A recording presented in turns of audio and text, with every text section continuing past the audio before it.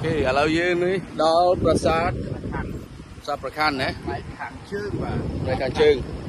ជាទូទៅបើភ្ញៀវមកគេដាក់ភ្ញៀវនៅខាងមុខ ណា តែខាងលិចដល់ពេលភ្ញៀវចូលមើលអស់ហើយគេបណ្ដើរចេញមកតាមក្រោយនេះជីឡាប់ឡើយ ណា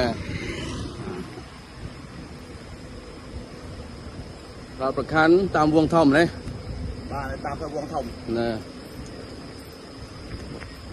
ស្អីទៀតណែដែលបន្ទាប់មកមានប្រាសាទអីគេ បាទដល់ពេលគេចូលមុខប្រខាន់ហើយគេចូលទៅក្រោមទ្វារធំហ្នឹងចូលទៅប្រាសាទបាយ័នហ្នឹងតាមទៅក្រោមទ្វារដីឆ្នាំង ដៃឆ្នាំង ដីឆ្នាំង អូដីឆ្នាំង បាទ ហ៎ ដីឆ្នាំងបាទក្រោមទ្វារដីឆ្នាំង មិនឆ្នាំងដីទេ បាទមិនឆ្នាំងដីទេ